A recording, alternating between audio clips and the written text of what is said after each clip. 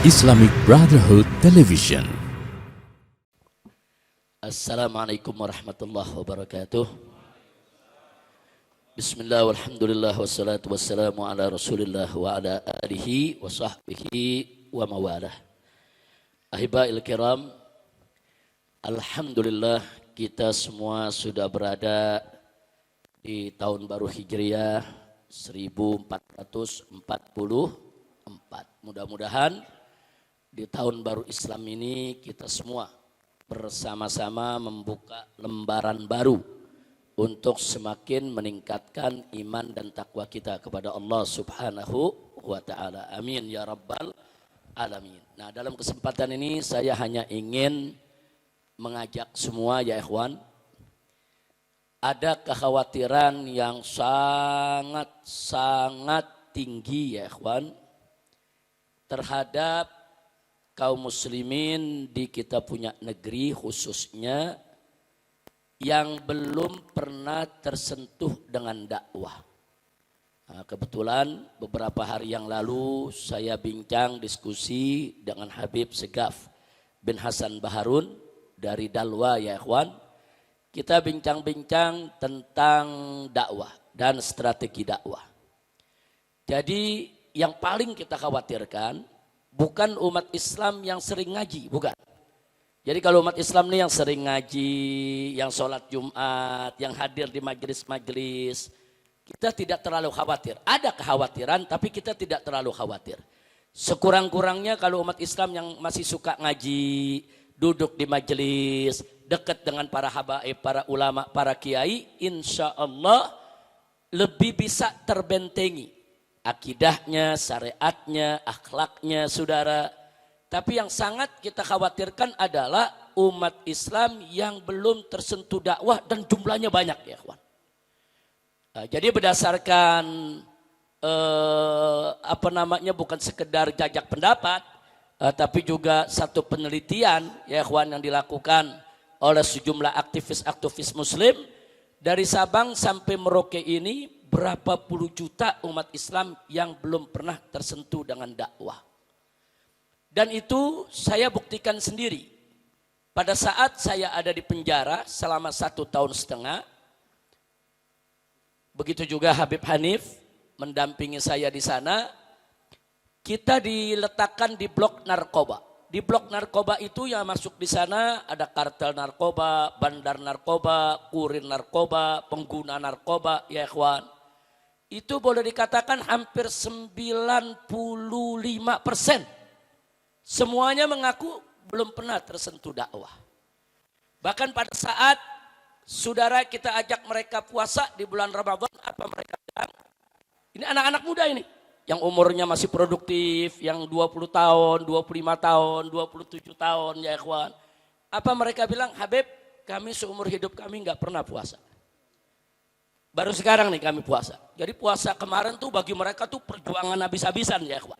Jadi mereka nggak pernah menahan haus, nggak pernah menahan lapar. Nah nggak sampai di situ. Apalagi sholat 5 waktu berjamaah, jangankan 5 waktu berjamaah, sholat 5 waktu sendiri aja nggak pernah. Nah jadi kita lihat kenapa, kita tanya kenapa mereka nggak pernah sholat, padahal mereka orang Islam, KTP-nya Islam, keluarganya Islam. Salah satu jawabannya karena nggak ada yang ngajak kami Habib. Nah, ini jadi persoalan, kami mau ke masjid malu, kami mau ke majelis malu, dan gak ada yang ngajak kami. Nah akhirnya mereka bergaul di tengah masyarakat, bergaul dengan lingkungan, akhirnya ada yang terkena narkoba, bahkan jadi kurir narkoba, ada yang jadi bandar narkoba, dan seterusnya, dan seterusnya. Nah dari sini kita bisa mengambil pelajaran. Alangkah indahnya kalau kita nih semua yang sudah tersentuh pengajian, mau sama-sama berdakwah, mengajak mereka ya kawan. Nah, jadi jangan dakwah itu hanya dijadikan beban di tulang punggung para habaib dan para kiai. Tapi dakwah itu harus menjadi tanggung jawab kita semua. Nah, Anda berdakwah itu enggak mesti Anda hafal Quran, Anda hafal hadis, enggak. Anda berdakwah itu enggak mesti Anda menjadi ulama dulu, ngerti agama, baru berdakwah, enggak. Anda mengajak saja nih satu orang yang enggak pernah ke masjid, kita ajak ke masjid. Itu sudah dakwah yang luar biasa. Orang yang nggak pernah ngaji kita ajak untuk dia ngaji. Itu sudah satu hal yang luar biasa saudara. Bahkan memberi petunjuk kepada seseorang, saudara, itu lebih dahsyat, khairum min humrin ni'am, min humrin na'im. Jadi ini pahalanya begitu besar, saudara, luar biasa. Nah, karena itu saya mau ajak di sini ya, ikhwan. Yuk kita kasihani saudara-saudara kita yang belum tersentuh dakwah. Makanya jangan kaget kalau sekarang kita jumpai di kita punya negeri KTP-nya Islam, ngaku orang Islam, tapi enteng dia menghina Allah, enteng dia menghina Nabi, enteng dia menghina ulama, enteng dia menghina yaitu para habaib, saudara. Enteng, kebanyakan dari mereka memang gak tersentuh dengan dakwah. Ya, kita akui di antara mereka ada yang zindik, ada yang munafik, yang sebetulnya paham soal agama tapi memang dengan sengaja menistakan Islam. Tapi banyak di antara mereka juga para pengikutnya ini yang terhasut, saudara, dengan pemikiran-pemikiran mereka memang gak ngerti Islam. Jadi bagi mereka kalau bergurau bercanda tentang Allah itu biasa-biasa saja. Bagi mereka bergurau bercanda tentang Nabi itu biasa-biasa saja. Karena mereka belum terkena agama, sentuhan dakwah. Kesian ya ikhwan. Mereka itu saudara kita. Mereka itu adalah bagian dari tubuh kita. Kesian. Bahkan saudara kadang-kadang ada yang bercerita di dalam blok narkoba sana cerita, Habib, padahal saya punya adik rajin ke masjid. Saya punya adik ikut pengajian. Cuman saya nggak pernah diajak. Saya mau minta diajak malu. Nah, jadi perasaan-perasaan malu seperti itu masih ada menghinggapi mereka. Padahal mereka nggak mesti malu untuk hadir di majelis-majelis. Dan ada lagi yang punya keluhan, Habib saya pernah ke masjid. Tapi begitu ke masjid, orang-orang pada nggak mau deket saya. Loh kenapa? Badan saya penuh tato. Nah, jadi ada kadang-kadang dicibir. Sekali ke masjid dicibir, ya besok-besok saya nggak berani ke masjid lagi. Nah, hal-hal begini ini menjadi problem kita bersama ya ikhwah. Nah, karena itu dalam rangka saya berkali-kali menyerukan untuk yaitu melakukan revolusi akhlak. Ayo, salah satunya adalah mari kita jadikan revolusi akhlak ini sebagai gelombang ya ikhwah. Gelombang yang bisa yaitu kita menarik apa saja yang ada di depan dan di sekitar kita untuk ikut dalam gelombang revolusi akhlak ini ya ikhwan. Di antaranya yuk ajak kakak kita, adik kita, keponakan kita, kerabat kita yang gak pernah ngaji ya ikhwan, yang gak pernah sholat, gak pernah zikir ya ikhwan, walaupun badannya penuh tato ya ikhwan, walaupun dia masih menenggak minuman keras, walaupun dia masih berbuat maksiat, itu gak menghalangi mereka untuk ngaji. Ajak ngaji, ajak ngaji. Soal dia belum mau berhenti maksiat itu soal lain. Yang penting ajak ngaji dulu. Sebab kalau mereka sudah ngaji, mereka tersentuh dakwah, mereka tersentuh zikir, insya Allah nanti nenggak minuman kerasnya berhenti ya ikhwan. Nanti maksiatnya akan dijauhi ya ikhwan. Nah kalau gara-gara mereka maksiat, mereka mabuk, kita nggak mau ajak, lalu kapan dia tobat? Lalu gara-gara karena dia suka berbuat maksiat, kita nggak mau ajak dia untuk disentuh dengan dakwah, lalu kapan dia akan sadar ya ikhwan? Nah maka itu bagaimanapun kondisi saudara kita, mau dia pemabuk kek, mau dia maling kek, mau dia rampok kek, mau dia jahat kek ya ikhwan, mau dia zalim kek, yuk kita sentuh dengan sentuhan dakwah kita. Ajak ngaji, ajak zikir, ajak tahlilan, ajak yasinan, ajak marhabanan, ajak ratiban, saudara. Insya Allah, ini kalau yang hadir di sini nih, katakan yang hadir di sini ada 200-300 orang. Kalau Anda bisa menyadarkan satu aja ikut ngaji, besok udah nambah lagi tuh saudara. Saudara kita udah nambah 300 lagi.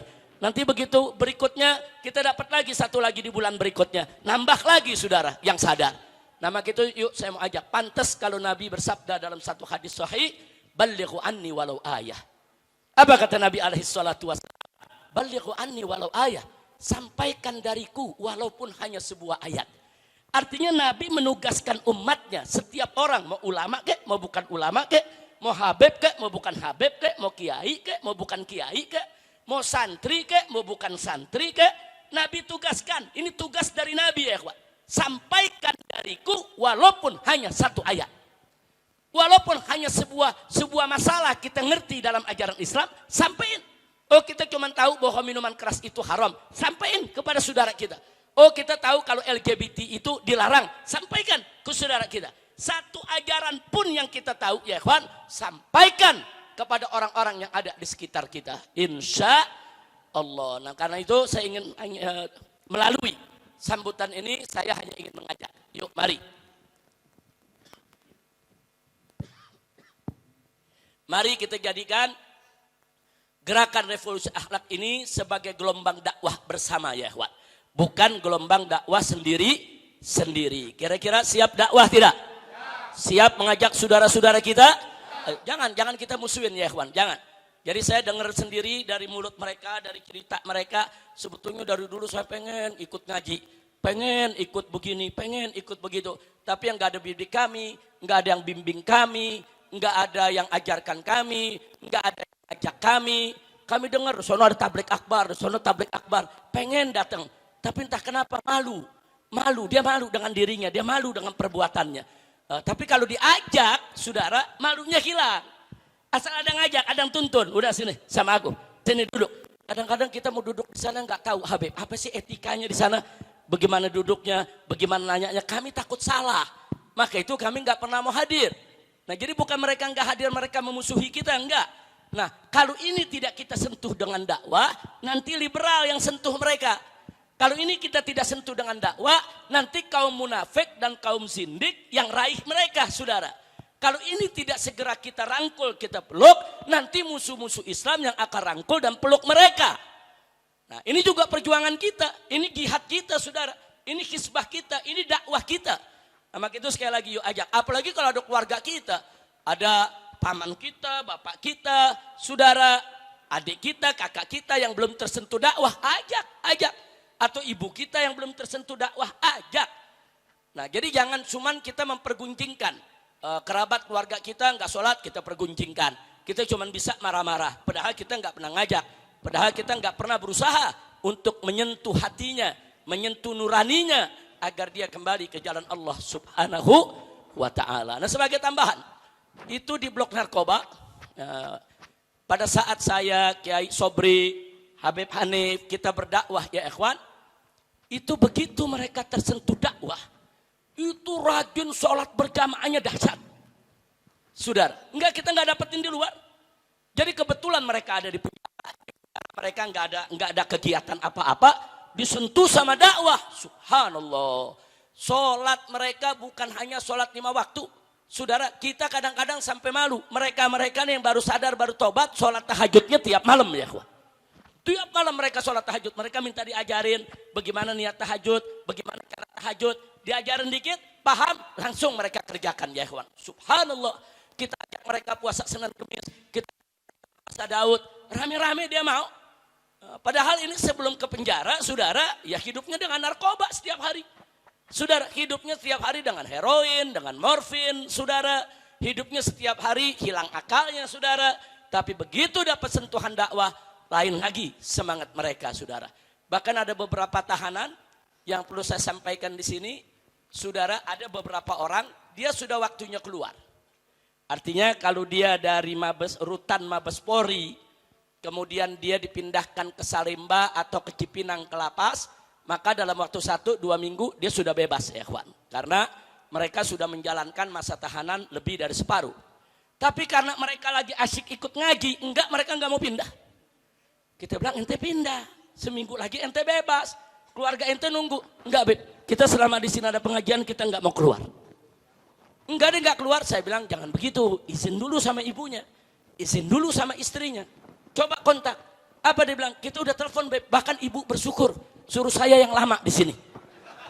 Subhanallah, saya udah bicara dengan istri bahkan senang. Karena selama ini istri saya tahu, saya kalau pulang ya mabok, saya kalau pulang ya dalam kondisi pengaruh narkoba.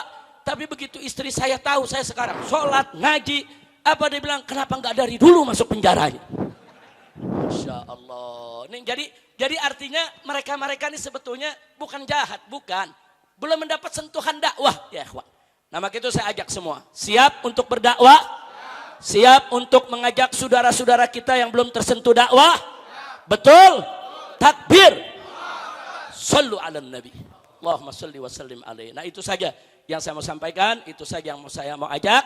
Mudah-mudahan kesiapan Anda ini, saudara, menjadi satu catatan di sisi Allah Subhanahu wa ta'ala, menjadi penyebab dibukanya pintu rahmat dan magfirah buat kita semua. Amin ya rabbal alamin. Nah, selanjutnya tidak lupa, yuk kita baca doa. Kita mohon kepada Allah bi mu'jizatil Fatihah untuk kita dulu nih semua, agar kita senantiasa diberkahi oleh Allah Subhanahu wa ta'ala. Itu juga orang-orang tua kita, keluarga kita, kerabat kita, sahabat kita, tetangga kita, guru-guru kita, dan semua yang berbuat baik terhadap kita. Amin ya rabbal alamin. Dan doakan juga agar guru-guru kita, para pejuang kita, aktivis kita, saudara seperti Habib Bahar bin Smith, kemudian juga Haji Munarman, begitu juga Habib Muhsin Al-Habsyi, saudara yang masih ditahan di Makassar sana, dan kawan-kawan tidak saya sebutkan satu persatu. Begitu juga Ustadz Edi Mulyadi yang masih ditahan di Rutan Mabes Polri, dan masih banyak lagi ya ikhwan. Kita doakan agar mereka diberikan kelapangan oleh Allah, ketenangan, kesabaran, ketegaran, ketabahan, dan beraneka ragam kemudahan, serta secepatnya bisa dibebaskan agar mereka semua kembali ke keluarga mereka dan kembali berjuang bersama umat. Ala hadhihi niyah wa likulli niyatin salihah wa ila hadratin nabiyil mustafa sallallahu alaihi wasallam bisirril fatihah.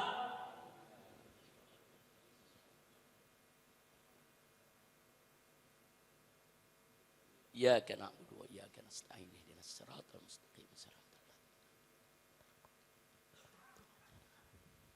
Selanjutnya kita ucapkan terima kasih kepada Bu Ulfa dan jamaahnya yang pada hari ini mengirimkan 300 porsi lontong sayur buat kita makan habis Jumat ini ya ikhwan. Alhamdulillah, mudah-mudahan ibu-ibu kita ini yang semangat ingin juga nanam andil. Oh, ini bapak-bapaknya pada sholat di sini, dia nggak sholat, dia kirim makanan. Alhamdulillah, mudah-mudahan Allah mudahkan rizkinya, Allah berkahi hidupnya, dan Allah sampaikan gobulkan segala hajatnya. Nah, begitu juga Ustadz Nur Rahman dan kawan-kawan yang dalam bulan ini luar biasa. Ini beliau bersama kawan-kawan merapikan majelis ini ya ikhwan.